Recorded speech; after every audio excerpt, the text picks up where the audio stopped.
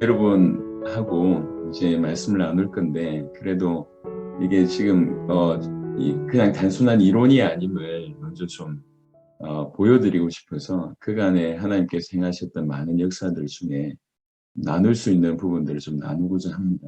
그래서 어제 제가 쿠바 얘기를 좀 했는데, 저희가 나라를 이렇게 복음화하는 부분들을 이렇게 조금씩 정리해 놓은 게 있습니다. 그래서 오늘은 그 영상 짧게 한번 보시고, 그리고 실제로 이 복음이 전해진 나라마다 일어나는 전도 역사들도 같이 좀 보시는 그런 시간을 갖도록 하겠습니다.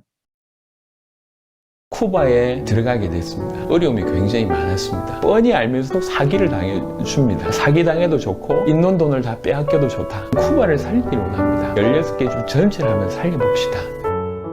지난 시간에 이어서 그 나라에 가서 어떻게 사역을 하는지에 대해서 궁금해 하실 수 있을 것 같아가지고 몇 가지 예를 한번 들어서 설명을 좀 드려보겠습니다. 저희는 그 나라에 들어가면 자비랑으로 섬기기 때문에 소개해 주시는 분들과 저희들을 맞이하시는 분들이 전혀 부담 없어 하고요. 너무 좋아하십니다. 저희는 어딜 가든지 집회 자체의 어떤 목적을 두지 않고요. 지금까지도 그렇듯이 교단이나 조직을 세우지 않습니다. 우리는 우리 살아있을 때 세계복음화를 완성하기 위해서 그 나라에 들어간 것이고, 그 나라를 복음화하려면 그 나라를 복음할 수 있는 제자가 일어나야 된다. 그 제자는 오직 복음에 반응한다. 요한복음 20장 31절에 너희로 예수께서 하나님의 아들 그리스도이심을 믿게 하려 함이요. 이것이 성경 기록의 목적인데, 예수님이 하나님의 아들 그리스도라고 하는 사실을 정확하게 알고 믿을 수 있도록만 메시지를 하고요. 그 메시지를 생명처럼 받는 그가 제자입니다. 우리는 그 제자만 찾습니다. 그리고 그 제자가 지속적으로 사역할 수 있도록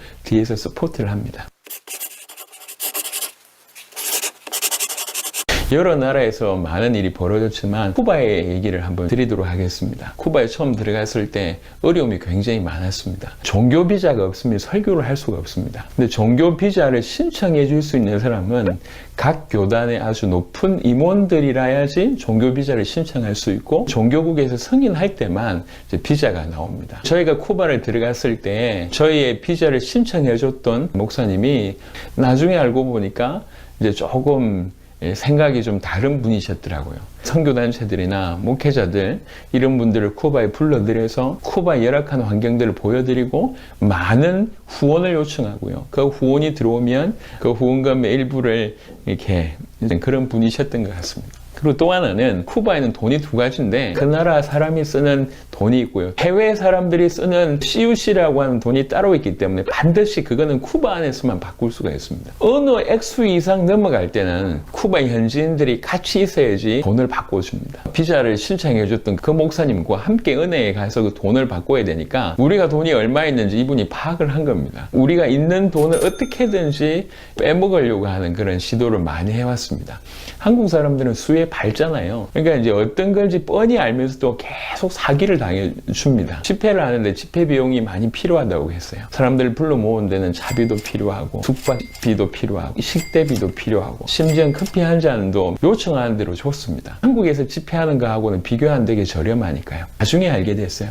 커피 한 잔 요청했던 그 비용이 커피 20잔을 살 수 있다는 걸 알게 됐어요. 너무 많이 사기를 당했던 거죠. 그럼에도 불구하고 사기를 당해주면서 계속 집회를 해왔고 사람들을 만났습니다. 사기당해도 좋고 있는 돈을 다 빼앗겨도 좋다. 하지만 틀림없이 제자가 있을 것이다. 그 마음으로 했습니다. 저희는 지금도 100개국에서 현지의 제자들을 찾았는데, 간증을 한다고 하면 간증 내용이 너무 많습니다. 하지만 해외 갔을 땐 간증을 거의 하지 않습니다. 짧은 시간에 어떻게든지 이 복음이 들려지는 제자를 찾아야 되기 때문에 성경을 통해서 복음만 전달합니다. 대부분의 성도들이 은혜를 받고 충격을 받고 도전을 받습니다. 하지만 충격과 도전과 은혜는 그 나라를 살릴 수가 없습니다. 그래서 첫 번째, 두 번째 그렇게 사역을 했는데 찾지를 못했다, 이런 생각이 들었습니다. 세 번째 갔을 때, 첫 집회, 첫 강의를 끝나고 났을 때 아주 덩치 큰 목사님 한 분이 찾아오셨습니다. 굉장히 은혜를 많이 받고 눈물을 글썽이면서 이렇게 얘기했습니다. 나는 지금까지 예수님을 전한다고 전했는데 너무 빈약하게 전한 것 같다. 예수님이 누군지 정확하게 모르고 전한 것 같다. 이렇게 얘기하셨습니다. 사실 이분 대단한 분이셨거든요. 23년간 86개의 교회를 세우신 분이세요. 입지전적인 인물이십니다. 젊었을 때 태권도 국가대표 출신이었는데 갑자기 운동하다가 죽을 병이 걸리게 되고 하나님을 믿음으로 그 병이 낫게 돼서 정말 하나님께 자기 인생을 드린 거죠. 그런 열심이다 보니까 신학도 엄청난 수준이고 그 열정과 그 중심과 그걸 알기 때문에 교단에서는 전도 전체를 이분한테 맡기셨던 분이세요. 그런 분이 이렇게 얘기하는 겁니다. 내가 알고 있는 예수님은 너무나 작았던 분인 것 같다. 정말 예수님이 하나님의 아들 그리스도라고 하는 것, 이 의미를 나는 전혀 몰랐다. 지금 내 심정은 예수님을 십자가에 못 박았던 그 군병 같은 처참한 심정이다. 나를 좀 도와달라. 이분이구나. 이분이 쿠바를 살릴 수 있는 분이다. 이분에게 이제 드릴 수 있는 메시지를 좀 더 드리고 전도에 대한 얘기들을 조금 더 도움을 드렸습니다. 그리고 나서 이제 저희가 빠져나왔는데 쿠바가 인터넷이 약하기 때문에 중간에 연락이 할 수가 없었어요. 그러니까 한 7개월 정도 지났을 때 네 번째로 들어가게 됐습니다. 네 번째로 들어가고 나서 이제 저희가 깜짝 놀라게 됐는데 아놀드라고 하는 이 쿠바의 목사님이 이제 86번째 교회에 담임하고 계셨을 때 세상이 너무 힘들고 삶 자체가 어렵다 보니까 교회 와서는 위로받고 치유받고 좀 신비한 경험을 통해서 또 새로운 힘을 얻고 이런 쪽으로 목회를 계속 해왔는데 그 모든 것을 그만두고 오직 예수님 얘기만, 예수님이 하나님의 아들 그리스도이신만 전하니까 교회 사람들이 다 떠나간 겁니다. 300명이었다고 하는데 다 가고 8명만 남았대요. 그러니까 8명하고 계속 복음만 얘기하다 보니까 이 8명 가슴에 심중에 성령의 큰 은혜가 있었던 것 같습니다. 그래서 7개월 만에 이 8명을 통해서 교회가 20개 이상 서는 일이 벌어진 거죠. 라스투나스라고 하는 이 도시에 큰 어떤 이슈가 되기 시작을 했습니다. 목사님들이 아놀드 목사님을 찾아오기 시작을 했죠.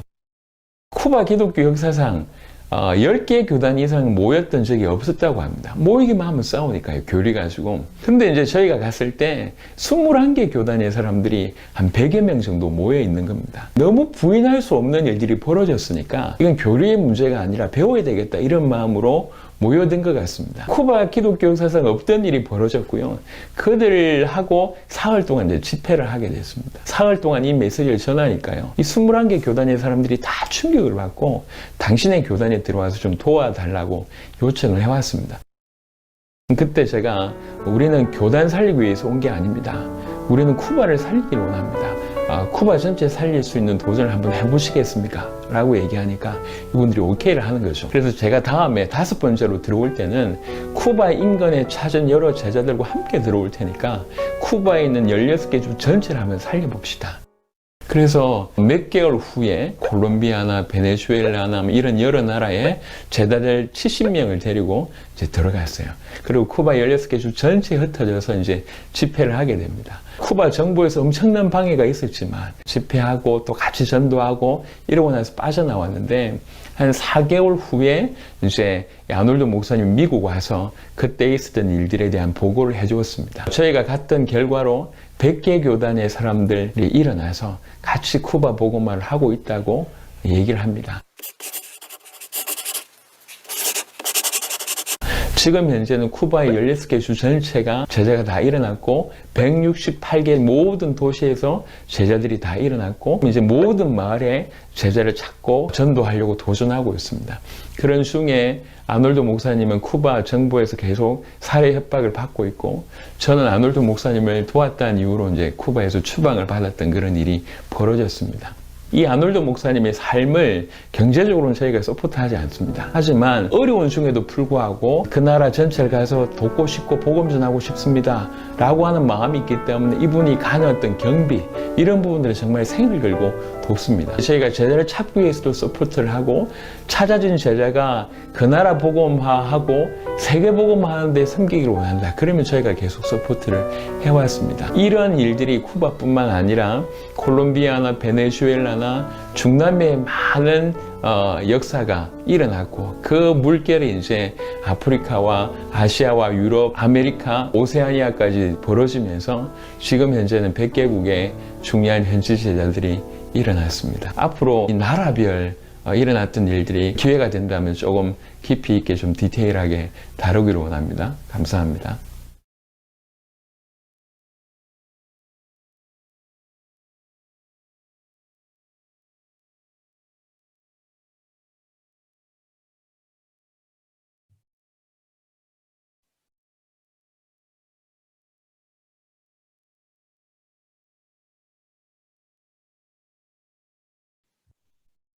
네. 지금 우리 요렇게 각 나라별로 일어났던 일들을 정리한 그 사이트가 있으니까 그건 조금 이따가 이제 올려드리도록 하겠습니다. 여러분 참고하시면 유익할 것 같습니다. 그리고 저희는 이제 이렇게 복음을 전달하고 제자를 세워두고 이제 빠져놓으면 어떤 뭐 이렇게 명령하거나 지시하거나 보고받는 체제가 전혀 없습니다. 조직이나 단체가 아니기 때문에. 하지만 저희 자체가 그 나라를 살리기 위해서 들어갔고 그 나라를 살리고자 하는 제자들이 찾아지면 이 제자들은 한결같이 이제 준비된 제자들이기 때문에 저희가 빠져놓으면 아주 그냥 자연스럽게 그 제자 중심으로 계속적인 전도 역사가 일어나고 그 나라를 살리는 그런 일들이 벌어지는데요. 이 짧은 영상 몇 개를 좀 보시도록 하겠습니다. 먼저 쿠바 영상인데요. 네, 잠시 볼게요.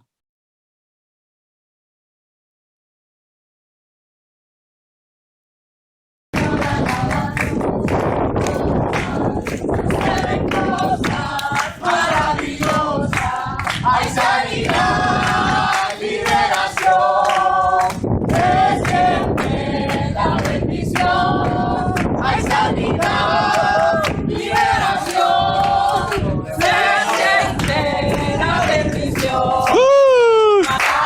Suceden cosas maravillosas cuando el pueblo del Señor alaba a Dios. Suceden cosas maravillosas. Hay sanidad, liberación, se siente la bendición.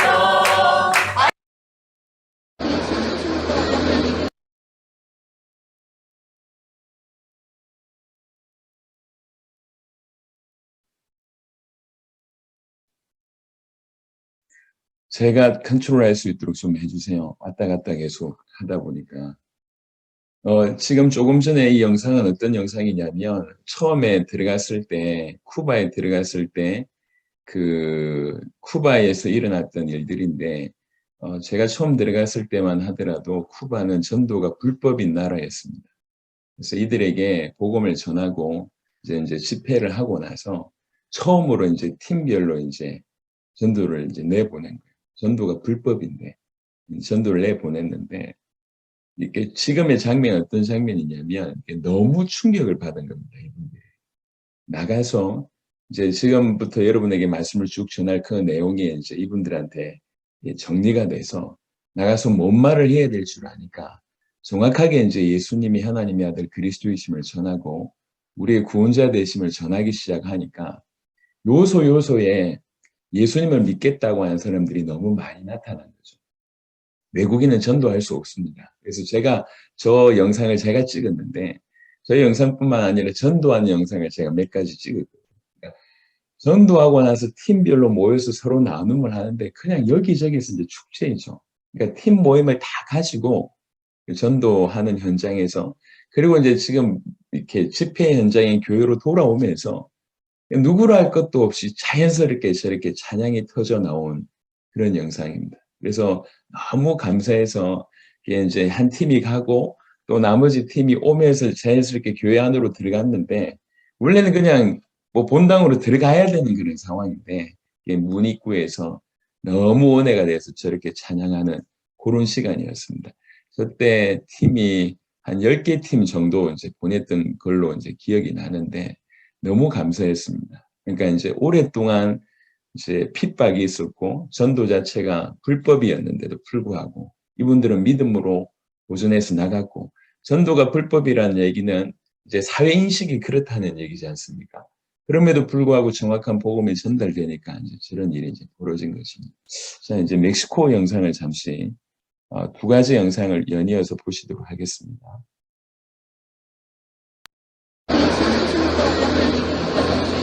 Bendice la vida de José, Señor. Bendícelo en el nombre de Jesús. Tú le vas a correr en la economía, en la comida. El fuego manda de maná como le mandaste a Moisés en la comida. Bendícelo. Quiero que estés lleno, Señor. Que estés rico en la palabra de Dios. Bendícelo en el nombre de Jesús. Papá, yo te digo que sé que en la palabra de Dios, cuando hay uno o dos o más, oran, Señor, tú escuchas. La vida, en el nombre de Cristo Jesús, va a ser mucho prosperado y mucho sano para siempre. En el nombre de Jesús, Señor, bendícelo, bendícelo, bendícelo. Ahora sí que nos pueden seguir porque Jesús. Desde la trinchera que no sé, ya es católico, cristiano, hay otros lugares. Nosotros no andamos agremiando gente, hay gente de la iglesia católica que son hay gente. Todos los que estén cargados y trabajados, vengan a él. Pueden hacerlo, pueden sentarse, pueden hacerlo. No dejamos tenemos que dejar más tranquilo, porque nosotros no ganamos nuestra propia salvación. Él a través de su hijo la ganó. Es un regalo, es gratis, no tienes que pagar nada. No necesariamente vamos a ir a una iglesia a dar.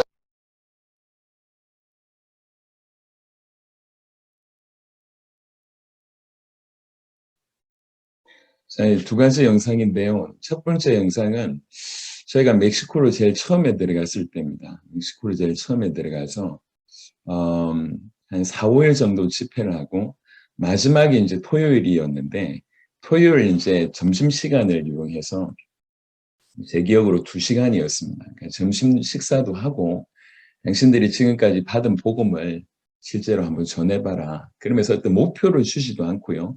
그냥 뭐 한 명한테 전할 수 있으면 한 명한테 전하고 시간 되는 대로 한번 전해봐라 라고 이제 얘기를 어떤 보통 우리가 어떤 뭐 몇 명을 영접했니 뭐 어떻게 됐니 이렇게 포커스를 많이 두는데 중요한 건 그게 아니라 있는 복음의 내용이 확실하다 그러면 계속적인 어떤 도전을 할 수 있으니까 이제 복음의 내용을 전해봐라 전해만 봐라고 이제 얘기를 했는데 그때도 사실 거의 모든 팀에서 두 명이 이제 한 팀을 이루어서 나가는데 폭발적인 역사가 이제 많이 일어났습니다. 그 중에 하나가, 그러니까 이제 제 기억이 정확한지 모르겠는데, 한 명이 13살인가 그렇고요. 한 명이 9살인가 그래요. 요 두 명이 어른한테 복음을 전한 겁니다. 이 어른이 복음을 받은 거예요. 아까 그 장면 뭐냐면, 이제 복음 받은 이 어른을 위해서 둘이가 기도해 주는 장면입니다.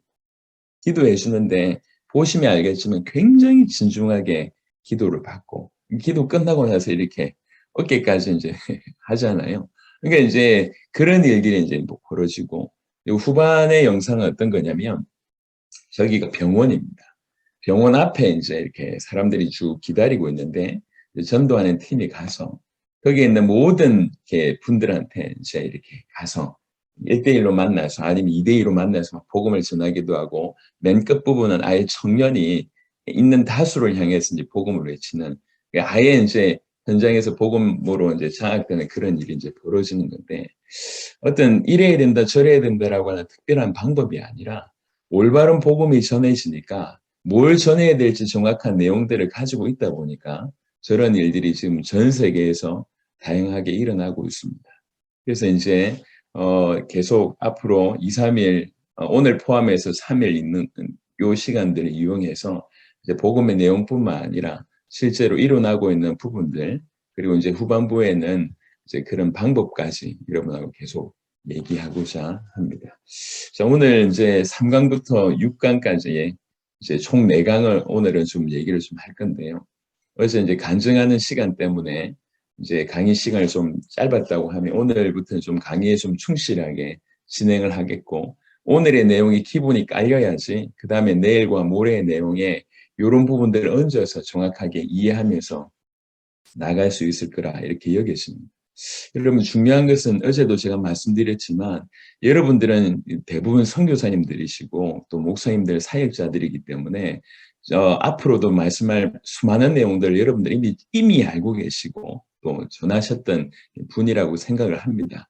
하지만 중요한 건 뭐냐면 우리가 잘 믿고 잘 전하는 것도 필요하지만 우리에게 연결된 영혼들 한 명 한 명이 올바로 알고 올바로 믿게 하는 것.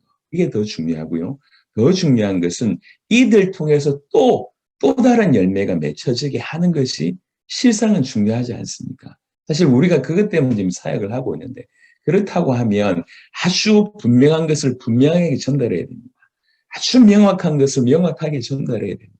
뭔가를 많이 전달한 것 같은데 전혀 우리 도움을 받았던 대상과 그 성도들이 그 정확한 내용을 알지 못하고 그 성경의 방대한 내용 안에서 계속 방황만 하고 있다고 하면 이게 중요하다 그러면 이렇게 빠지고 저게 중요하다 그러면 이렇게 빠져서 신앙생활을 온통 하면서 방황한 시간밖에 없다고 하면 이거는 사실은 이제 메신저의 역할이 좀 큰 실수를 한 것이 아닌가 생각을 할 수 있습니다.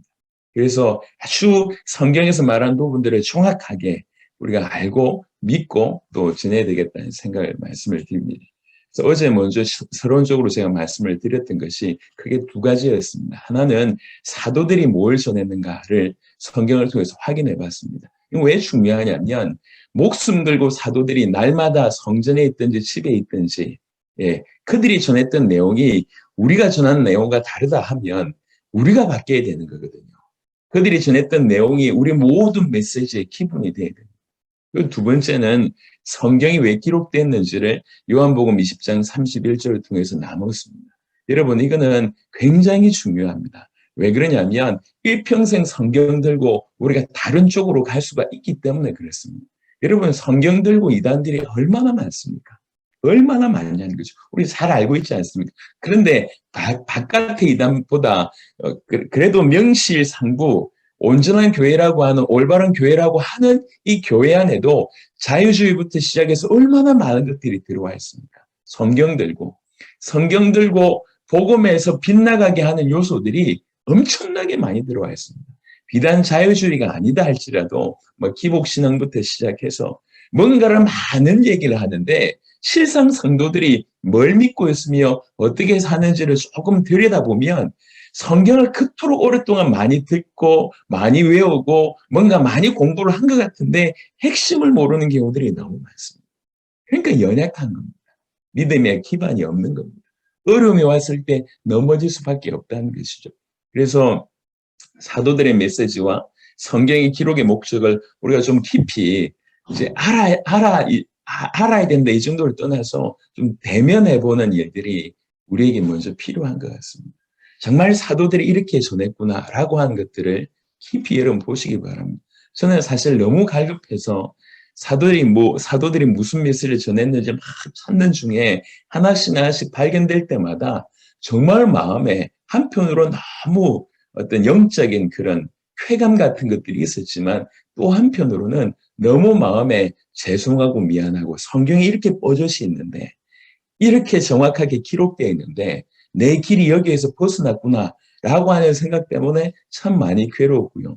요한복음 20장 31절을 대면하면서 정말 성경은 이것 때문에 기록됐구나. 이걸 위해서 이 방향대로 해야 되는데 내 방향이 그 방향과 많이 틀렸구나라고 하는 생각이 들 때 또 한편으로는 많이 회개하는 일이 벌어졌습니다.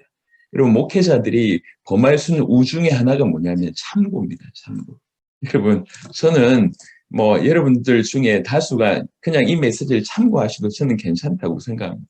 하지만 우리가 다 목회자들이니까 또 사역자들이니까 양심적으로 이 참고해야 될 내용이 있고요. 생명 걸어야 될 내용이 있습니다. 참고하지 마시고 정말 우리가 이 전하는 말씀에 여러분 서서 이게 생명 걸어야 될 가치가 있다고 하면 진실로 생명 걸고 한번 인도를 받아보셨으면 좋겠다는 생각합니다. 다시 말씀드립니다. 저는 여러분에게 원하는 게 아무것도 없습니다. 뭔가 숨은 동기가 없습니다. 참여하셨던 작년에 선교사 4경회를 참여하시고 지난 1년 동안 저희와 교제하시면서 저에게 일어난 역사뿐만 아니라 우리에게는 많은 것들을 다 보신 분들이 이 자리에 있습니다. 단체를 만들 의향이 없습니다. 조직을 만들고자 하는 것도 아니고 또 제 이름이 드러나고자 함도 아닙니다. 약간 좀 교만한 말씀 좀 드려보면 한국 땅에서는 제가 좀 별로 안 알려졌는데 그래도 중남미 가면 조금 유명합니다. 쿠바 가면 조금 유명하고요. 그러니까 좀 유명하다는 것들을 좀 경험해 봤어요. 뭐 플래시 세례부터 시작해서 많은 사람들이 막 따라오고 그게 뭐가 중요하냔 말이에요. 별 중요하지 않더라고요. 그러니까 이제 전혀 알려지지 않으면서 세계복음을 할 수 있다. 그게 올바르지 않습니까? 전혀 드러나지 않는데 세계복음을 할 수 있다. 그게 좀 올바르지 않겠냔 말이에요. 그러니까 숨은 의도가 없음을 다시 한번 말씀드리고 진실로 여러분들이 원한다고 하면 모든 것들을 드릴 수 있는 그런 마음입니다. 세계복음을 하기 위해서.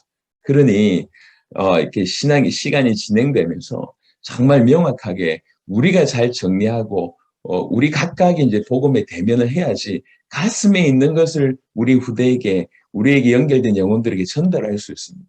우리가 지식이면 전달되는 것도 지식입니다. 하지만 우리가 가슴이면 전달되는 게 가슴입니다.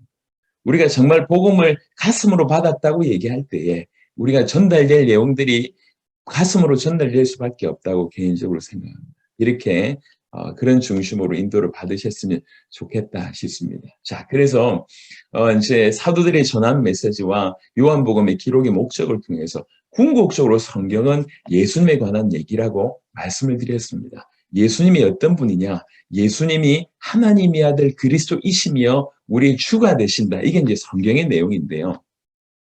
아니, 다 아는 얘기냐 아니냐라고 얘기할 때 제가 좀 말씀드리고 싶은 게 이렇습니다. 제가 이제 그리스도의 의미를 좀 깊이 알고, 제가 제 신앙을 돌아보니까, 제가 어릴 때부터 교회를 다녔고 예수 그리스도를 믿었는데, 제가 상당 기간 무슨 생각을 했냐면, 이 예수 그리스도를 믿는 것과 제 인생과 전혀 무관하다는 생각을 제가 많이 했어요. 난 분명히 예수 그리스도를 믿는데 내 인생의 수많은 문제하고 내가 믿는 예수 그리스도하고는 전혀 관계가 없는 거예요. 심지어 기도하면 좀 응답이 있으면 그나마 좀 이해할 건데 별로 응답도 없고요. 내 모든 삶하고 내가 믿는 예수 그리스도하고는 뭔가 관계가 없는 듯한 이런 세월을 제가 오랫동안 보냈습니다. 근데 적지 않은 성도들이 저와 같지 않나라고 하는 생각을 합니다. 왜 그러냐면 이런 이유는 예수 그리스도가 어떤 의미인지를 정확하게 모르기 때문에 내 삶과 무관하다고 하는 것이죠. 여러분, 제가 이제 요 비유를 제가 자주 좀 들지만 제가 또 비유를 들겠습니다. 제가 아이가 4명인데요. 넷째 아이가 이제 올해 9살 됐습니다. 9살. 아주 장난기가 많습니다. 9살. 이 아이는 웬만한 언어를 이제 표현할 수 있습니다. 이 한국말을 다 표현을 할 수 있습니다. 흉내도 낼 수 있고, 요즘에 이제 받아쓰기 열심히 하고 있습니다. 그래서 뭐 틈만 나면 제가 받아쓰기 불러주고 아이가 이제 받아쓰기 하는데요. 얼마든지 흉내 낼 수 있다는 거죠. 여러분 생각을 해보세요. 우리 아이 입장에서 한번 생각을 해보세요.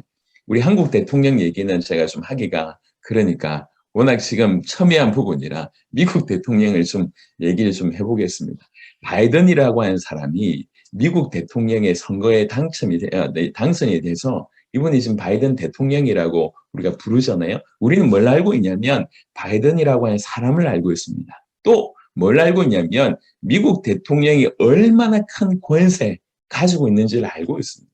적어도 전 세계에서 가장 큰 권세를 가지고 있는 분 중에 한 분입니다. 한 분입니다. 그런데 우리는 그 사람을 알고 있고 그 다음에 이 미국 대통령이라고 하는 것이 얼마나 큰 권세를 가지고 있는지 알고 있습니다. 그리고 얼마 전에 당선됐다고 하는 사실을 알고 있습니다. 그래서 우리는 바이든 대통령이라고 부릅니다. 그리고 그 바이든 대통령이 우리의 정치적인 견해와 이렇게 많이 다를지라도 오늘 이 자리에 와서 우리와 만약 이 모임을 같이 한다든지 아니면 오늘 여러분의 있는 현장에 가서 여러분과 식사를 하게 된다고 할 때 무심한 사람들은 없을 것입니다. 뭐 사진을 찍든지 뭐 이렇게 영광스러운 어떤 그런 날이니까 뭔가를 기념할 만큼 들뜨든지 할 겁니다. 우리는 왜 알고 있으니까요. 하지만 우리 아이한테 오늘 바이든 대통령이 나타나서 제가 야 바이든 대통령이야 라고 얘기하면 우리 아이는 전혀 감흥이 없을 겁니다. 예. 왜 나이 많은 미국 사람이 나타났냐? 별로 이제 감흥이 없을 뿐만 아니라 무시하든지 숨든지 할 겁니다. 얘하고는 그 바이든 대통령하고는 전혀 무관합니다. 왜 그렇죠? 몰라서 그렇습니다. 자, 이 얘기를 왜 하냐면 우리 아이처럼 그냥 모르고 바이든 대통령이라는 얘기는 우리 아이가 얼마든지 할 수 있습니다. 얼마든지 하고 얼마든지 표현하지만 사실은 우리 아이는 바이든이라고 하는 사람도 모르고 미국 대통령이라고 하는 의미를 전혀 모릅니다. 그러면서 부르는 거죠. 이와 같이 우리가 오랫동안 예수 그리스도를 부르고 있지만 실상 적지 않은 사람들이 그리스도가 어떤 존재인지 무슨 일을 하시는지 모릅니다. 예수님이 누군지 잘 모릅니다. 예수가 왜 그리스도가 되셨다고 하는 걸 잘 모릅니다. 그냥 모르고 부르는 거예요. 그러니까 모르고 부르니까 자기 인생하고 이 예수 그리스도하고는 전혀 별개인 그런 사람이 되는 것이죠. 근데 실상은 안다고 얘기할 때 우리 모든 삶 속에 그 그리스도이신 예수님은 실제로 우리 모든 삶 가운데 역사하신다고 하는 것을 알 수밖에 없는데 이 의미를 모르니까 이제 예수 그리스도 믿는다고 하면서도 전혀 삶과는 무관하게 그렇게 사는 것이죠. 우리 아이가 바이든 대통령을 알듯이 대부분의 기독교인들이 그렇게 그리스도 예수를 알고 있는 경우들이 많다는 것입니다. 몰라 이게 그냥 제 착각이었으면 좋겠습니다. 하지만 적지 않은 사람들이 이런 수준 가운데 머물러 있다고 하는 거죠.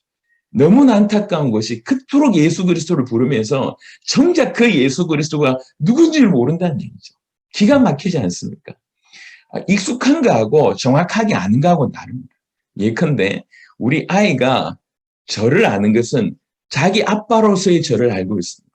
자, 이렇게 자기하고 딱지치게 해주고, 뭐 이렇게 술래잡기 해주고, 아니면 간식 사주고, 우리 아이가 저를 아는 수준은 그 정도입니다. 하지만 제가 지금 이렇게 사역을 하고 전 세계 100개국을 왔다 갔다 하고, 제가 많이 나간 건 알아요. 하지만 나가서 뭘 하는지 이 아이가 아냐? 모릅니다. 그냥 친숙할 뿐이지 이 아이는 저를 잘 모릅니다. 제가 무슨 일을 하는지, 무슨 사역을 하는지, 어떻게 크게 큰 역사를 이렇게 쓰임을 받고 있는지 우리 아이는 모릅니다. 마찬가지입니다. 우리가 예수 그리스도를 부르면서 좀 친근할 수는 있어요. 오랫동안 불러왔으니. 하지만 객관적으로 예수 그리스도를 알고 있느냐? 모릅니다. 객관적으로 예수님이 얼마나 크신 분인지 알고 있다고 하면 자기의 삶에 왜 내 기도엔 응답 안 하세요? 라고 하는 수준으로 신앙생활을 할 수가 없습니다. 정확하게 예수님을 진실로 그리스도를 안다고 할 때 그들의 인생은 완전히 바뀔 수밖에 없습니다. 완전히. 그래서 우리가 딴 게 아니라 다시 한번 초점으로 성경의 기록의 목적대로 예수님께로 돌아가야 됩니다. 그 예수의 이름, 예수님이 하나님의 아들 그리스도라고 하는 그 부분으로 돌아가야 됩니다. 그리고 그 의미를 진실로 깨닫는다고 할 때 그들의 인생은 완전히 달라질 수밖에 없습니다.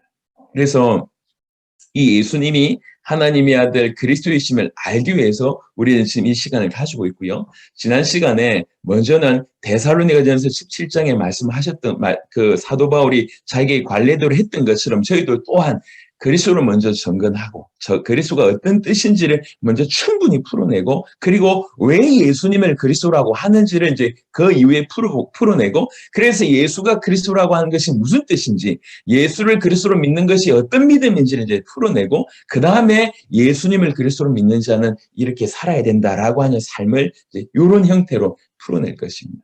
그래서 그리스도를 풀어내기 위해서는 그리스도께서 이 땅에 오신 이유는 우리를 건져내시려고 구원하시려고 이 땅에 오신 것입니다.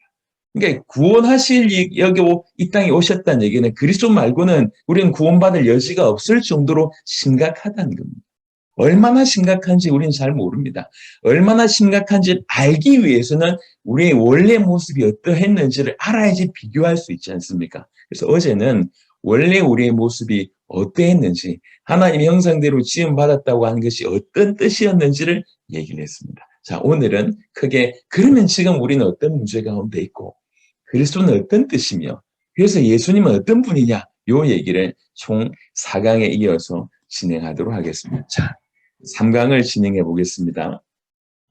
문제가 생기다 3강입니다. 어제 우리 인간이 하나님의 형상대로 지음받은 자라고 얘기하면서 받은 하나님의 형상대로 지음을 받았다고 하는 것이 어떤 의미인지를 크게 4가지로 설명했습니다. 먼저는 창세기 1장 26절 27절에 근거로 해서 우리는 하나님을 닮아서 영적인 존재다. 그리고 시편을 통해서 우리는 왕과 같은 존재다. 하나님을 향해서는 피조물이지만 피조물을 향해서 우리는 왕과 같은 존재다. 그리고 창세기 5장 3절, 창세기 1장 26절에서 28절을 근거로 해서 하나님의 모양대로 형상대로 중간에 모양대로 형상대로라고 얘기하면서 아담이 셋을 낳는 장면이 창세기 5장 3절입니다. 그 말은 모양대로 형상대로 지음받았다는 얘기는 자녀구나라고 하는 것으로 이해할 수 있습니다. 그래서 우리는 영적인 존재이면서 왕적인 존재이면서 자녀이면서, 그리고 네 번째로 하나님의 형상을 골로새 1장 15절 같은 데 보면 명확하게 그리스도께서 하나님의 형상이라고 얘기했습니다. 즉 우리가 하나님의 형상을 닮았다는 얘기는 그리스도를 닮았다는 얘기고, 그의 첫사람 아담은 그리스도와 방불한 그 정도의 축복을 받은 존재다라고 지난 시간에 말씀을 드렸습니다. 자, 오늘 3강 PPT 띄워주세요. 자, 문제가 생기게 됩니다. 모든 것을 이제 잃어버리게 되는데, 여러분 이제 문제가 생기는데 크게 두 가지 측면으로 말씀을 드릴 수 있습니다. 하나는 모든 것을 잃어버리는 측면, 두 번째는 그래서 지금 어떻게 살고 있냐, 요 얘기를 할 겁니다. 요 얘기를 이제 모든 것을 잃어버렸다고 얘기할 때 먼저는 어제 말씀드렸지만 에베소 2장 1절에 그는 허물과 죄로 죽었던 너희를 살리셨도다라고 되어 있습니다. 이전에 우리는 허물과 죄로 죽었다는 얘기입니다. 요 말은 특별히 영적인 의미의 부분에 속합니다. 그러니까 영적인 존재인데 영적인 죽은 자 같은 자가 됐다는 겁니다. 우리 영혼이 영혼 불멸이기 때문에 영혼이 죽는다라고 얘기한 것은 사실은 맞지 않습니다. 하지만 영적인 죽음은 다른 말로 하나님과의 관계의 끊어짐을 의미한다고 볼 수가 있습니다. 영적인 존재인 우리가 영적으로 거의 죽은 자같이 됐다라고 하는 것을 우리는 이제 그 영적인 생명을 잃어버렸다, 이렇게 이제 볼 수가 있고요. 두 번째는 하나님의 자녀가 마귀의 자녀가 되었다. 아까 이제 창세기 5장 3절에 말씀을 드렸던 것처럼 우리가 원래 하나님의 자녀였는데, 요한복음 8장 44절에 예수님께서 하신 말씀입니다. 너희는 너희 아비 마귀에게서 났으니 너희 아비의 욕심대로 너희도 행하고자 하느니라. 그는 처음부터 살인한 자요, 진리가 그 속에 없으므로 진리에 서지 못하고 거짓을 말할 때마다 제 것으로 말하나니 이는 그가 거짓말쟁이요 거짓의 아비가 되었습니다. 하나님의 자녀로 지음받은, 하나님의 형상대로 지음받았다고 얘기할 때 하나님의 자녀였는데 하나님의 자녀라고 하는 신분을 잃어버리면서 마귀의 자녀가 되었다고 얘기합니다. 그 다음에 보면 우리는 원래 왕적인 존재였습니다. 왕 같은 자였지만 갈라디아 4장, 히브리 2장에 보면 그 왕의 모든 신분을 잃어버리고 종이 됩니다. 그러나 너희가 그때는 하나님을 알지 못하여 본질상 하나님이 아닌 자들에게 종노릇 하였더니 사단의 종이 되고 세상의 종이 되는 이런 일이 벌어집니다. 히브리 2장 15절에 또 죽기를 무서워함으로 한평생 매여 종노릇하는 모든 자들 놓아주려 하시느니, 죽음의 종노릇하고 죽음의 권세를 잡은 사단의 종노릇하는 이런 자가 되었습니다. 왕이었는데 완전히 그 왕의 신분을 잃어버리고 종노릇하게 됩니다. 그리고 로마서 3장 23절에 모든 사람이 죄를 범하였음에 하나님의 영광에 이르지 못하더니 그리스도와 방불한 자로 하나님의 형상대로 지음받아서 하나님의 영광을 드러낼 자였는데, 로마서 3장 23절에 보면 도무지 그 하나님의 영광에 이르지 못하는 그런 그 하나님의 영광을 나타낼 자로 이제 하나님의 형상대로 지음받은 자가 모든 것을 잃어버린 이 상태를 얘기합니다. 여러분 이제 제가 지금도 이제 중남미 어떤 나라인지는 정확하게 기억이 안 나는데 그런 장면이 있었습니다. 오랫동안 그 나라를 이렇게 장악하고 있던 대통령이 쿠데타가 일어난 거예요. 그래서 급하게 피한 겁니다, 이 사람이.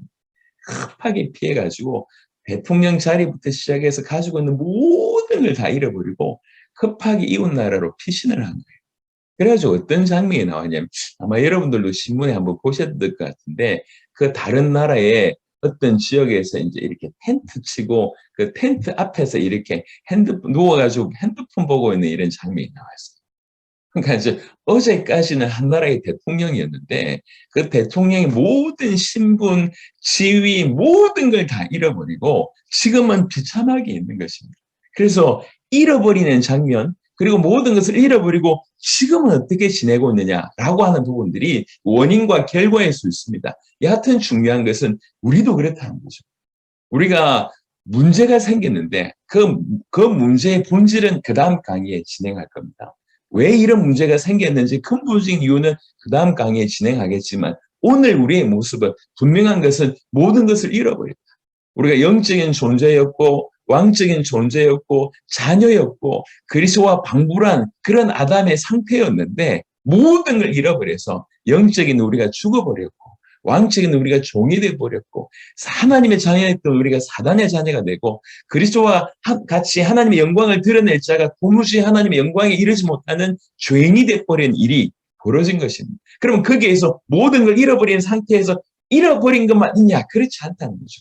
오늘 하루하루를 참으로 비참하게 사는 그런 존재가 됐다는 거죠. 그래서 인간의 상태를 이제 살펴볼 건데 인간의 상태를 살펴보기 전에 지금 이렇게 살고 있어요. 지금 마음이 이렇고 지금 생활이 이렇고 지금 이렇게 이런 운명 가운데 사로잡혀 있고 이 지금의 모습도 이 비참한 모습도 중요하지만 이런 비참한 모습이 올 수밖에 없던 이유는 모든 걸 잃어버렸기 때문에 그렇다는 거죠. 뭘 잃어버렸냐라고 얘기할 때 이러한 내용입니다. 예. 그 다음에 여러분 잘 알고 있는 내용이지만 인간의 상태에 관한 얘기들을 성경 몇 구절을 통해서 살펴보겠습니다. 잘 아시고 있는 내용이지만 창세기 1장 2절에 보니까 땅이 혼돈하고 공허하며 흑암이 깊음 위에 있고 하나님의 영은 수면 위에 운행하시느라 창조 시의 어떤 모습을 이제 뜻하는데 이거는 이제 직접적으로 인간의 상태를 얘기하기보다 좀 비유적으로 설명을 한다라고 이해할 수 있습니다. 요 내용은 엄밀하게 얘기하자면 빛이 없는 상태를 표현할 수 있다고 생각합니다. 흑암, 혼돈, 공허 이렇게 볼 수 있지 않습니까? 성경은 요한복음에 보니까 그리스도 예수께서 참으로 우리의 참된 빛이라고 얘기했습니다. 그러니까 빛 없는 우리의 마음의 상태가 이와 같다는 거죠. 캄캄합니다. 흑암 그리고 이제 혼란스럽습니다. 그리고 공허합니다. 이게 지금 누구나 빛 없는 모든 마음의 상태입니다. 캄캄합니다. 사람들이 왜 자살할까요? 캄캄하거든요. 앞길이 안 보이는 거죠. 앞이 보이지 않고 주변이 보이지 않습니다. 이게 그냥 모든 것이 어둡기 때문에 감정적으로도 어둡고 상황적으로도 어둡고 어둡기 때문에 이제 자살하는 아니면 방황하는 일들이 많습니다. 일단 어둡습니다. 생각이 어둡고 미래가 어둡고 감정이 어둡습니다. 왜 그렇습니까? 여러분 조건이 안 돼서 어두운 게 아니에요. 어두운 것은 빛이 없기 때문에 그렇습니다. 굉장히 단순한 얘기입니다. 빛이 없어서 어두운 거죠. 그러니까 참빛 대신 그리스도께서 그 인생 가운데 임하시면 사실은 모든 것이 끝인데 빛이 없기 때문에 어둡습니다. 자, 어두우면 무슨 일이 벌어지냐면 혼란스럽습니다. 어디가 길인지 모르지 않습니다. 제가 그 대학 다닐 때 CCC 활동을 좀 했었습니다. CCC 그때 지금은 어떤지 모르겠지만 그때 당시에는 뭐가 있었냐면 거짓 순례 전도가 있었습니다. 거짓 순례 전도. 그러니까 제가 이제 거짓 순례 전도를 한 2회 정도 참여했는데 처음에는 팀원으로 갔고 두 번째는 이제 이렇게 순장 전체 리더로 이제 이렇게 제가 한 지역을 맡아서 섬기기 했는데 처음에 제가 팀원으로 갔을 때 일이 벌어졌어요. 일이 이제 이렇게 흩어져서 이제 외진 마을에 이제 사역을 하고 이제 한 마을에 이제 사역을 했는데 그때 마치고 나서 한 4시인가 5시 정도 됐어요. 근데 요 산을 건너면 넘어가면 그 다음 마을에 갈 수 있는데 고민을 했죠. 그 팀원하고 팀장들이 우리가 여기서 그냥 밤을 새고 그 다음 날 넘어갈까? 아니면 이제 넘어가서 거기에서 새고 내일 아침부터 전도할까라고 고민하고 있는 터에 넘어가서는 결론을 내린 거예요. 그 마을에 사는 분들이 금방 넘어갈 수 있어 이렇게 얘기를 안내를 해주셨어요. 그래서 뭣도 모르고 이제 용기 내서 산길을 갔는데 얼마 가지 않아서 해가 지기 시작합니다. 길을 잃었습니다. 길을 뭐 랜턴 이런 것도 거의 없고요. 그러니까 벌써 30년 전이니까. 그러니까 앞에 팀장 되시는 분이 지금도 기억나는데 그 옷을 돌도 말아가지고 이렇게 팔에 이렇게 해가지고 막 이렇게 헤치고 가고 그러니까 이제 길이 없으니까요 계속 넘어지는 거예요. 계속.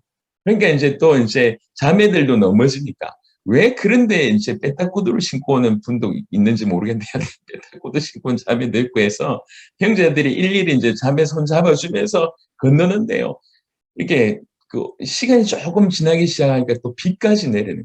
그러니까 비 내리지, 이제 이렇게 하늘 캄캄하지. 그러니까 얼마나 고생을 했는지 몇 시간을 헤맸습니다. 그러니까 나중에는 흐느끼는 사람도 나오고 쉰다고 이렇게 좀 갔는데 이렇게 공터 같은 게 나와요. 좀 쉬고 가자 하니까 알고 보니까 무덤.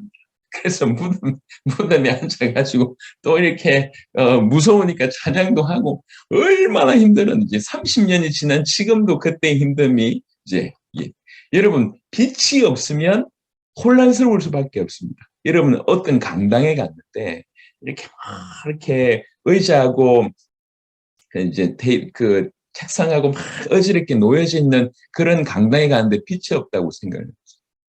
문을 뚫고 나와야 돼. 어디가 길인지 모르지 않습니까? 그러면 여기 가다가 이 여자에 부딪히고 저 책상에 부딪히고 그게 인생이에요. 어두우면 혼란합니다. 한 번밖에 없는 인생인데 빛을 발견하지 못하면 전부 혼란스러워. 대부분의 사람들이 많이 이동하는 쪽으로 가지 않습니까? 사람들이 다수가 이동하는 그게 길이 아닌데. 그래서 많은 사람들이 지금도 공부를 많이 하고 돈을 많이 벌어야 되고 힘이 세져야 되고 전부 그 길로 그게 가장 안전한 줄 알고 계속 하고 있지 않습니까? 대부분 혼란합니다. 그리고 중요한 건 뭐냐면 혼란에서 그치지 않고 이제 마지막 단계는 허무입니다. 이 길인 줄 알고 그 길을 일심을 다해서 갔는데 그 길이 아니면 그때 찾아오는 것이 허무입니다. 그래서 예를 들면 우리나라에서 제가 들어보니까요. 우리나라에서 가장 독한 술을 많이 마시는 직업군이 있답니다. 직업군. 혹시 아십니까? 그 직업군이 판검사 같은 이런 직업군이에요. 이 사람들이 굉장히 독한 술을 마신다. 우리가 생각할 때는 이유가 없을 것 같은데 생각해 보시면 이 사람들이 주로 상대하시는 사람들이 누굽니까? 우리나라에서 최악질만 상대하는 거예요. 그냥 단순한 도둑놈이 아니라 사람 죽이고 뭐 하고 하는 최악질만 그것도 그 내용이 그 사람 인생입니다. 그걸 보고 판단해야 되고 그걸 보고 이제 정죄해야 되고 그걸 보고 변호해야 되고 이런 사람들이니까 늘 돈은 많이 버는데 하는 일이 그 일이에요. 사람이 이렇게 악할 수 있구나. 늘 독주를 마시는 거예요. 그리고 우리나라에서 우리나라뿐만 아니라 세계에서 의외로 가장 많이 마약 같은 데 접근하는 분들이 있습니다. 그 사람들이 누구냐? 의료계 종사자들. 이 사람들이 돈 많이 벌지 않습니까? 돈 많이 버는데 하는 일이 뭐냐? 아픈 사람들만 상대하는 거예요. 그러니까 육신은 견디는데 그 마음과 생각이 못 견디는 거예요. 그러니까 의사 되면 될 줄 알고 돈 많이 벌면 될 줄 알고 뭐 하면 될 줄 알고 최선을 다해서 해봤는데 그게 올라가 보니까 그게 답이 아니에요. 그래서 돈 없는 사람이 하는 타락과 돈 가진 사람이 하는 타락이 틀립니다. 힘 없는 사람이 하는 타락과 힘 가진 사람이 하는 타락이 틀립니다. 수준이 틀려요. 수준이. 그러니까 방황한다는 게 허무한다는 게 이렇게 해요. 여러분 후진국에는 자살 비율이 거의 없습니다. 선진국일수록 자살 비율이 높습니다. 빛이 없으면 어둡고 그 마음이 허무합니다. 그리고 혼란합니다. 그러니까 빛 없는 상태를 가장 잘 표현했는데 이게 우리 인간 마음에도 그러합니다. 우리나라 청소년들이 자살 비율이 굉장히 높습니다. 여러분 사람들이 자기를 무시해서 그렇습니까? 그건 한 예입니다. 약하기 때문에 그 무시가 자기한테 무시로 다가오는 거 아닙니까? 여러분 우리나라에서 가장 욕을 많이 듣는 사람들이 누굽니까? 정치인들입니다. 정치인들.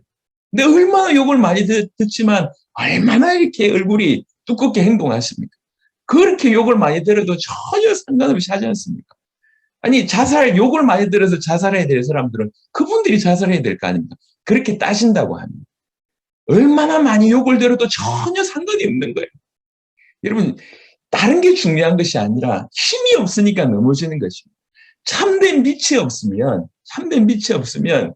흑암할 수밖에 없고 그 다음에 방황할 수밖에 없고 허무할 수밖에 없습니다. 이게 만고불변의 진리 중에 하나입니다.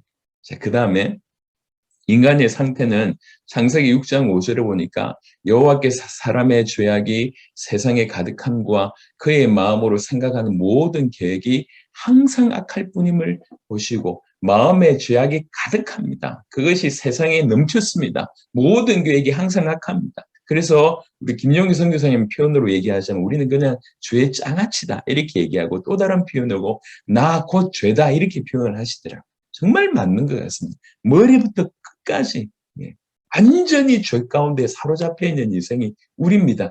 이미 창세기 6장부터 지금까지 사실은 창세기 3장부터 지금까지 그리고 예레미야 17장 9절에 보니까 만물보다 거짓되고 심히 부패한 것은 마음이라 누가 능히 이를 알려만.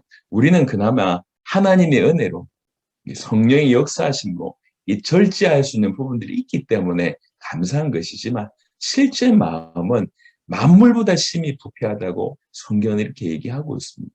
지금 인간의 상태를 얘기하고 있습니다. 모든 것을 잃어버렸습니다. 그리고 지금은 어떻게 사는데? 라고 얘기할 때 이 지금을 얘기해요. 이 지금 빛이 없는 상태고, 이 지금 죄 가운데 완전히 사로잡힌 상태고, 마음이 심히 부패한 상태입니다. 마태복음 11장 28절에 수고하고 무거운 짐진 자들아 다 내게로 오라. 내가 너희를 쉬게 하리라. 이 모든 사람에 대한 얘기를 하고 있습니다. 모든 사람이 수고합니다. 그리고 모든 사람들이 무거운 짐을 지고 있습니다. 누가 치라고 얘기한 것도 아닌데 무거운 짐을 지고 있습니다. 이 평생 마음의 수고, 육신의 수고뿐만 아니라 심각한 무거운 짐을 각각이 지고 있습니다. 이게 지금 현재 우리 인간의 비참한 상태입니다. 그 다음에 이사야 1장 4절부터 6절은 제가 볼 때 인생을 가장 잘 설명한 구절인 것 같습니다. 물론 이스라엘의 상태지만 인간의 모습을 가장 잘 표현한 구절 중에 하나가 아닌가 생각합니다. 슬프다 범죄한 나라요 허물진 백성이요 행악의 종자요 하는 일이 행악밖에 없고 늘 허물한 일을 행한다는 것입니다. 행위가 부패한 자식이로다. 그러면서 그들이 더 중요한 것은 여호와를 버리며 이스라엘의 거룩하신 이를 만홀히 여겨 아주 경솔하게 여겨 아무것도 아닌 것처럼 여겨 멀리하고 물러갔다. 여호와를 버리고 여호와를 멀리하고 물러갔습니다. 그러면서 지금은요. 너희가 어찌하여 매를 더 맞으려고 폐역을 거듭하느냐. 계속 매 맞고 있다는 겁니다. 그런데 아직도 매를 더 맞고 싶어서 폐역을 거듭하느냐. 그러면서 상태를 얘기합니다. 온 머리는 병들었고 온 마음은 피곤하였으며 발바닥에서 머리까지 성한 것이 없이 상한 것과 터진 것과 새로 맞은 흔적뿐이거든. 이것만 해도 기가 막힌데 머리부터 발끝까지 정말 맞은 흔적밖에 없는데 더 심각한 것은 그것을 짜며 싸매며 기름으로 부드럽게 함을 받지 못하였도다. 치유받지 못하고 있다는 겁니다. 이게 지금 인생들의 상태라고 생각합니다. 머리부터 발끝까지 온전한 게 없어요. 성한 것이 없습니다. 전부 맞은 흔적밖에 없는데 계속 더 맞으려고 하고 있는 것이 지금 인생의 모습이라고 합니다. 그만큼 했으면 정신 차려야 되는데 정신을 못 차리는 겁니다. 계속 두들겨 맞고 있습니다. 맞을 줄 알면서도 계속 하고 있는 겁니다. 이게 인생의 문제입니다. 기가 막히죠. 그 다음에 마가복음 7장 21절부터 23절에 우리 주님이 하신 말씀입니다. 속에서 곧 사람의 마음에서 나오는 것은 사람에게 들어가는 것이 나쁜 게 없다. 사람에게서 나오는 것이 나쁜 것이다. 그 나쁜 것이 얘기합니다. 악한 생각이라고 얘기하면서 곧 사람의 마음에서 나오는 것이 악한 생각뿐이다. 곧 음란과 도둑질과 살인과 간음과 탐욕과 악독과 속임과 음탕과 질투와 비방과 교만과 우매함이니 이 모든 악한 것이 다 속에서 나와서 사람을 더럽게 하느니라. 우리가 이런 상태라는 거죠. 우리가 부인하고 싶지만 우리를 창조하신 주님이 우리를 정확하게 알고 계신 주님이 우리를 이렇게 명확하게 진단하셨습니다. 누구든지 그렇습니다. 모두가 그렇습니다. 창세기 3장에 16절부터 정확하게는 24절까지입니다. 이후에 조금 이따 이제 보시겠지만 어떤 문제의 원인이 생긴 이후에 그 문제의 결과를 가장 잘 설명하고 있는 것이 창세기 3장 16절부터입니다. 그러니까 인간에게 명한 저주의 내용이라고 볼 수가 있습니다. 거기에 모든 인생의 문제가 사실 이 안에 집약되어 있습니다. 또 여자에게 이르시되 내가 너에게 임신하는 고통을 크게 더하리니 네가 수고하고 자식을 낳을 것이며 창세기 3장 이후에 그전에는 이런 단어가 없었습니다. 고통이라는 단어, 수고라고 하는 단어가 없었던 것 같습니다. 그런데 내가 너에게 임신한 고통을 크게 더하리니 라고 얘기합니다. 그러니까 고통을 크게 더한다. 그래서 실제로 여러분 아시겠지만 그 동물들이 새끼 낳고 산후조리하는 예가 없습니다. 소가 새끼 낳고 산후조리하거나 양이 새끼 놓고 산후조리 하는 경우가 없습니다. 금방금방 낫지 않습니까? 인간만큼 이렇게 아이 낳을 때 고통을 크게 당하는 일이 없습니다. 이게 죄송하지만 저주의 내용 중에 있습니다. 그리고 수고하고 자식을 낳을 것이라고 얘기합니다. 그리고 이제 후반절이 조금 더 중요한데 너는 남편을 원하고 남편은 너를 다스릴 것입니다. 여러분 각각이 하나님을 바라봐야 될 사람들인데 하나님을 잃어버렸습니다. 잃어버렸습니다. 그러니까 자연스럽게 남편이 그 자리를 차지하는 일이 이제 벌어집니다. 항상 너는 남편을 원하고 제가 참 이상한 게 있어요.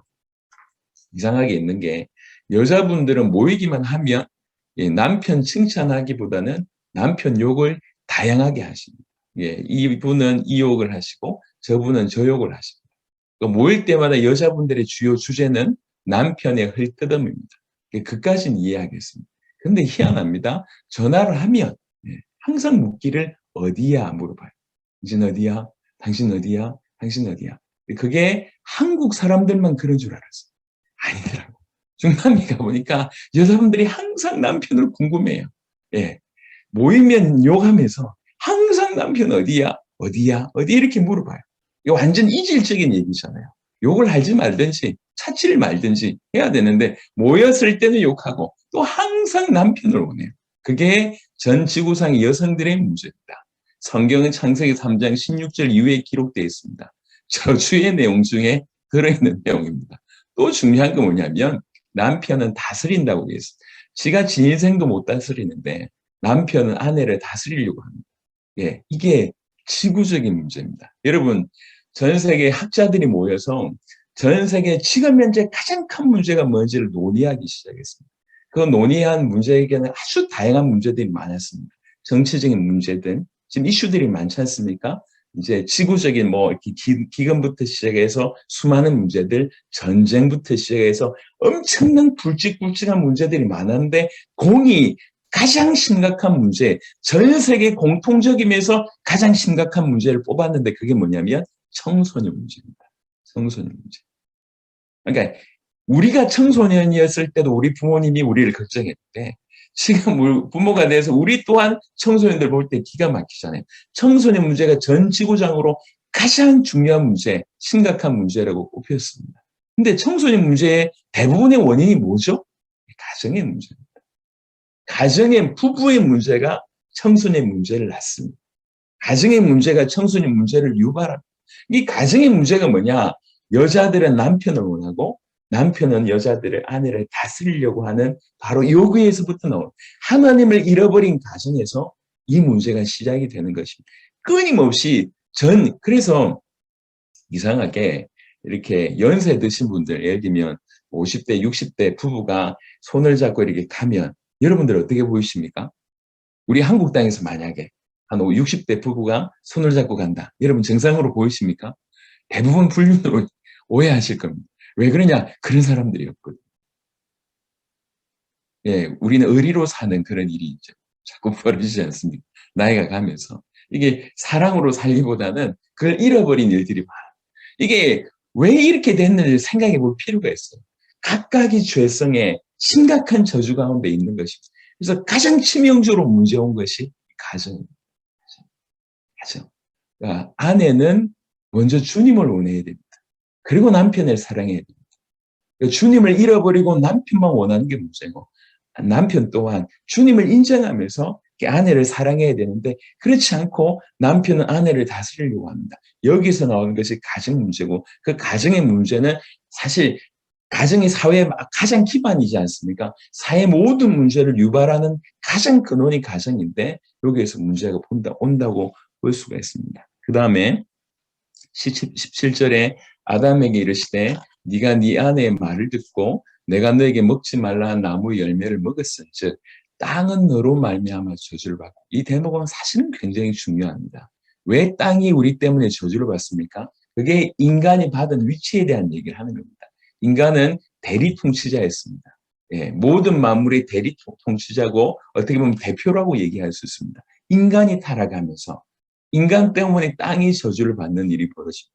저주를 받아서 그 받는 내용이 18절 보니까 땅이 너에게 가시덤불과 엉겅퀴를 낼 것이라. 저게 오염됐다고 하는 증거 아니겠냐 말이에요.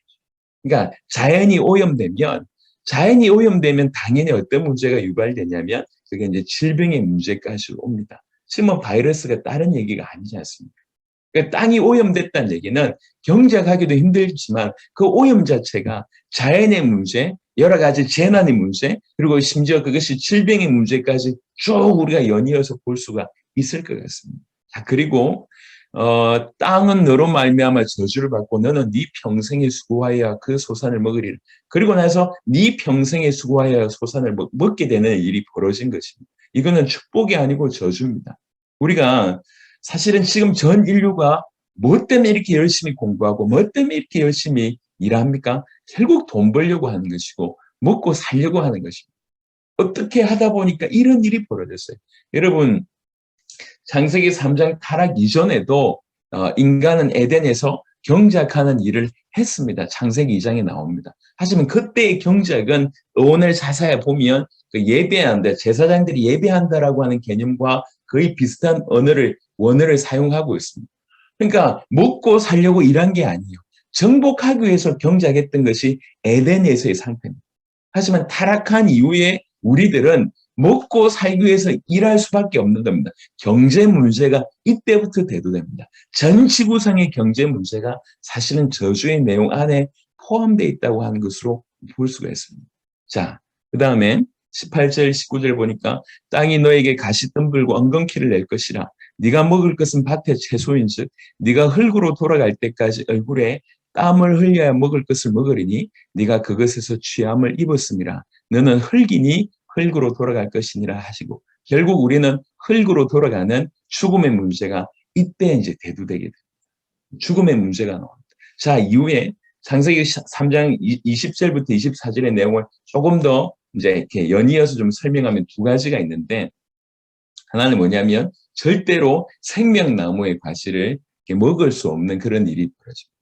생명나무의 과실을. 그러니까 영원한 생명을 얻을 수 없는 그런 문제. 영원한 생명을 얻을 수 없다는 얘기는 영원한 지옥이라고 하는 내세의 문제로 이렇게 이해할 수 있고요. 그 다음에 이제 그 19절 이후에 보면 아담이 하와에게 이름을 지어줍니다. 모든 산자의 음이라고 하는 이름을 지어줍니다. 여러분 참 이게 참 우리가 생각해 볼 문제가 있는 게 왜 하필 그때 이름을 지어줬습니까? 이미 아담과 하와는 있은 지 오래됐습니다. 있은 지 오래되었고 있으면서도 얼마든지 이름을 지어줄 수 있는 때가 있었는데 그때는 짓지 않았습니다. 이게 두 가지 의미인 것 같습니다. 하나는 뭐냐면 이름을 짓는 행위는 정복한다는 행위입니다. 정복한다는 행위. 그러니까 이런 의미가 좀 있는 것 같고요. 그리고 딱 타락했을 때 모든 산자의 의미라고 얘기했습니다. 그러니까 그 위에 태어난 모든 후손들은 아담과 하와의 상태에서 그대로 태어나는 거죠. 예. 이게 어떤 영적인 의미로 어떤 뭐 이렇게 많은 부분들이 전가되는 내려가는 어떤 이런 죄의 상태의 어떤 그런 부분들로도 좀 이해할 수 있을 것 같습니다. 그래서 제가 지금 여러분에게 그냥 짧게 창세기 3장 16절에서 24절을 얘기했는데 여러분 조금 좀 깊이 있게 한번 묵상을 해보시길 바랍니다. 창세기 3장 16절부터 24절에는 모든 인간의 문제를 집약했습니다. 예, 하나님을 떠난 인간들에게 내리는 저주의 내용입니다. 그러니까 이 지구상의 어떤 문제든지 결국 그 모든 문제가 바로 이렇게 이 안에서 다 표현된다고 보셔도 과언이 아니다 이렇게 생각합니다. 이브리 9장 27절에 한번 죽는 것은 사람에게 정해진 것이요 그 후에는 심판이 있으리니 반드시 죽고요. 그다음에 반드시 심판이 있습니다. 여러분 그냥 살아있을 때는 그리고 건강할 때는 이 말의 의미를 잘 모를 수가 있습니다. 하지만 정말 죽음에 딱 직면했을 때 유일하게 남는 질문은 이거밖에 없습니다. 내가 천국에 갈 수 있는가? 저는 이제 살면서 죽을 뻔한 위기를 여러 번 넘겼습니다. 여러분들도 그렇겠지만 저는 이제 폭탄 사고가 이제 그 중에 하나고요. 그리고 폭탄 사고를 경험하고 나서 바로 이제 제가 병원에 이렇게 후송이 돼서 베드에 누워 있는데 이제 병원에 있는 간호사들은 이제 실력 있는 간호사들이 아닙니다. 이제 와서 초급 뭐 장교 뭐 이렇게 달고 하는 간호사들이 대부분이니까요.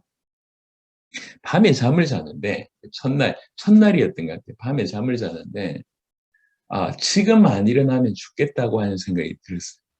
폭탄 맞아가지고 다리 이렇게 이 한쪽으로 이제 벽에 위에 올려놓고 그 다음에 이불을 다 덮어서 자고 있는데 너무 현기증이 나고 내가 지금 일어나지 않으면 지금 어떻게 움직이지 않으면 죽겠다는 생각이 이제 들었어요.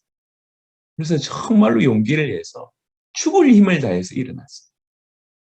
침대 베드 전체에 피로 물들어 있었어요. 이게 이제 이렇게 주사바늘을 넣었는데 여기에서 피가 계속 흐르기 시작한 거죠. 이게 뭐 굉장히 큰 의료사고인데 모든 이렇게 침대에 다 피가 스며들어서 완전히 시뻘걸 정도였는데 예, 여튼 그때 만약에 그때 이게 다 저녁이었기 때문에 예, 그냥 그때 일어나지 않고 그냥 계속 잤다고 하면 제가 이 자리에 있을 수도 없는 그런 상황이 벌어졌을 것 같아요. 여러 번 그런 경험을 하는 중에 죽겠다라고 하는 생각이 들면 하나밖에 질문 안 합니다. 내가 천국 갈 수 있는가? 그 질문밖에 안 합니다. 성경은 분명히 얘기하고 있습니다. 사람은 한 번 죽는다고 얘기했고 그다음에 반드시 심판이 있다고 얘기합니다. 그 심판은 마태복음 25장 41절에 또 왼편에 있는 자들에게 이르시되 저주를 받은 자들아 나를 떠나 마귀와 그 사자들 위하여 예비된 영원한 풀에 들어가라. 이렇게 여러분 착한 사람 천국 가고 나쁜 사람 지옥 가는 것이 아닙니다. 잘 알고 계시듯이요. 인간은 죄인이다라고 성경은 전제하고 있습니다. 그러니까 죄를 가지고는 절대로 천국 갈 수가 없습니다. 죄 해결받은 사람만 천국 갈 수 있는 거죠. 해결받지 못하는 사람은 그 죄 때문에 지옥 가는 것입니다. 그래서 오직 천국과 지옥은 죄 문제가 해결됐냐 안 됐냐 이거만 알고는 없습니다. 죄 문제 해결할 수 있는 유일한 길이 오직 예수님 말고는 그분의 십자가 말고는 이렇게 불가능합니다. 그래서 예수님을 믿어서 죄 문제 해결받은 사람만 가는 곳이 천국이고 그렇지 않은 모든 사람들은 바로 이렇게 가는 것입니다. 자, 지금은 제가 지금 뭘 말씀을 드렸냐면 우리 인간이 너무나 놀랍게 하나님의 형상대로 지음받은 너무나 존귀하고 고귀한 존재인 우리 인간이 모든 것을 한꺼번에 어느 날 잃어버렸다. 뭘 잃어버렸냐고 얘기할 때 영적인 그다음에 왕적인 그 놀라운 존재의 신분 자체를 잃어버렸고 하나님의 자녀라고 하는 그 신분을 잃어버렸고 그리스도와 방불케 된다고 하나님의 영광을 드러낼 자였는데 그 모든 것을 잃어버렸습니다. 그리고 지금 이런 비참한 상태로 빛이 없는 상태로 흑암과 혼돈과 공허 가운데 있는 상태로 항상 악한 죄의 장아찌 된 상태로 마음은 부패한 상태로 늘 수고하고 무거운 상태로 머리부터 발끝까지 성한 것이 없는 상태로 속에서 나오는 모든 것이 악한 상태로 창세기 3장 16절부터 24절에 가정의 문제며 경제의 문제며 환경의 문제며 질병의 문제며 죽음의 문제며 내세의 문제며 수많은 문제들 가운데 노출되어 있고 결국 죽어서 지옥 갈 수밖에 없는 이런 상태라는 거죠. 지금이 그렇다는 거죠. 왜 이런 일이 벌어졌습니까? 자, 말씀을 드렸지만 우리는 지금 우리가 잘 소화해야 되겠지만 잘 전달해서 정리된 것이 잘 전달돼서 우리 모든 성도들이 올바로 믿게 하기 위해서는 우리가 100% 소화를 해야 됩니다. 왜 이런 일이 벌어졌냐는 거죠. 자, 문제의 시작이 뭐냐? 창세기 2장에 나와 있습니다. 창세기 2장 16절, 17절. 이제 먼저 하나님께서 언약을 주셨습니다. 어제 이제 언약을 다루면서 제가 말씀을 드렸습니다. 창세기 2장 16절, 17절에 여호와 하나님이 그 사람에게 명하여 이르시되 동산 각종 나무의 열매는 네가 임의로 먹되 선악을 알게 하는 나무의 열매는 먹지 말라. 네가 먹는 날에는 반드시 죽으리라 하시니라. 그러니까 이 약속을 주셨습니다. 이 언약은 조금 생각해 보아야 될 것이 요한복음 1장에 보니까 우리 예수님을 말씀이라고 표현했습니다. 그러니까 말씀이 하나님이라고 표현했습니다. 그러니까 말씀이 하나님, 그 하나님께서 말씀을 주셨다. 이게 좀 의미가 있는 것 같습니다. 그리고 이 약속은 딱 하나를 줬습니다. 유일한 약속입니다. 그리고 지키기 쉬운 약속입니다. 어려운 얘기가 아니에요. 너무 간단합니다. 먹지 말라. 그렇게만 하면 됩니다. 그리고 왜 주셨냐? 언약에 그냥 먹지 않으면서 내가 내 삶을 살고 있는데 그냥 그것을 먹지 않은 것 자체가 내가 순종하는 삶이 되는 것이고 그건 하나님께 예배하는 삶이 되는 것이고 하나님이 기뻐하시는 삶, 하나님이 상을 주실 수밖에 없는 삶이 되는 것입니다. 그 언약이 우리에게 온 것 자체가 축복이죠. 그래서 이 언약을 주신 단 한 가지 이유는 뭐냐면 순종할 것을 요구한 것입니다. 그런데 결국 우리가 알고 있듯이 그 사단에게 속아서 그 언약을 깨뜨리게 됩니다. 그런데 뱀은 여호와 하나님이 지으신 들짐승 중에 가장 강교하니라. 뱀이 여자에게 물어 이르되 하나님이 참으로 너희에게 동산 모든 나무의 열매를 먹지 말라 하시더냐. 그 사단의 아주 기가 막힌 꿰매 쏟게 됩니다. 사단이 쏟게 되고요. 창세기 3장 2절 3절을 보니까 여자가 뱀에게 말하되 동산 나무의 열매를 우리가 먹을 수 있으나 동산 중앙에 있는 나무의 열매는 하나님의 말씀이 너희는 먹지도 말고 만지지도 말라 너희가 죽을까 하노라 하셨느니라. 자, 사단에 속아서 죄를 범하는 그런 내용 중에 먼저는 지금 여자에 관한 얘기를 하는데요. 창세기 2장 16절 17절 하나님께서 약속을 주셨을 때에 여자는 그 자리에 없었습니다. 하나님의 언약을 받았던 사람은 아담입니다. 그 이후에 하나님께서 아담을 통해서 이제 하와를 만드시죠. 그러니까 하와는 하나님께서 창세기 2장 16절 17절에 약속을 주셨을 때 없다고 볼 수가 있습니다. 그러면 무엇이냐면 이 하와에게 아담이 이제 말씀을 전한 거죠. 약속을. 이 둘 중에 하나죠. 아담이 대충 얘기했거나 아니면 하와가 대충 들었거나. 하지만 이제 우리 기질상 봤을 때 후자의 가능성이 높다 이렇게 좀 보여집니다. 그러니까 직접 들은 말씀을 인간이 직접 들은 그 하나님께 직접 들은 그 인간이 대충 얘기할 수는 없을 것 같고 인간에게 들은 인간이 대충 들었을 가능성이 훨씬 높습니다. 여하튼 그래서 하와는 이 약속의 말씀을 이제 뱀에게 대답하는 것을 봤을 때 정확하게 알지 못했다. 명확하게 알지 못했다. 선명하게 알지 못했다. 이렇게 볼 수가 있습니다. 그리고 창세기 3장 6절을 보니까 여자가 그 나무를 본즉 먹음직도 하고 보암직도 하고 지혜롭게 할 만큼 탐스럽기도 한 나무인지라 여자가 그 열매를 따먹고 자기와 함께 있는 남편에게도 주매 그도 먹은지라라고 되어 있습니다. 결국 이제 하와가 따먹고 아담에게 이제 주면서 아담이 따먹는 어떤 그런 장면이 나오는데 여기 보면 후반에 자기와 함께 있는 남편에게도 주매라고 하는 표현이 있습니다. 이것 또한 두 가지 의미죠. 평상시에 부부로 살고 있기 때문에 자기와 함께 있는 남편이라고 하는 표현도 있고요. 또 적극적으로 뭐냐면 실제로 그 따먹을 때 같이 있었다고 볼 수가 있습니다. 자, 제가 볼 때 아담은 아주 이렇게 그렇게 썩 좋은 남편은 아닌 것 같아요. 따먹은 걸 본 거예요. 이렇게 따먹은 걸 봤는데 무슨 마음으로 봤냐면 진짜 죽을까? 이런 마음으로 본 거예요. 죽으면 자기 안 따먹으면 되고 안 죽으면 같이 먹으면 되니까 여하튼 아주 악한 동기를 가지고 따먹는 걸 본 거예요. 뭐 실제로 그냥 그 자리에 없었다고 얘기하더라도 따먹었다. 그런데 이 사람이 안 죽어. 자, 지금 아담에게 무슨 일이 벌어집니까? 하나님의 약속의 말씀과 현실이 충돌되는 일이 벌어져요. 현실. 내가 생각할 때 따먹었어? 죽어야 되는데 현실적으로 안 죽는 것처럼 보이잖아요. 그러니까 둘 중에 하나를 선택해야 돼. 하나님 약속이 진짜냐?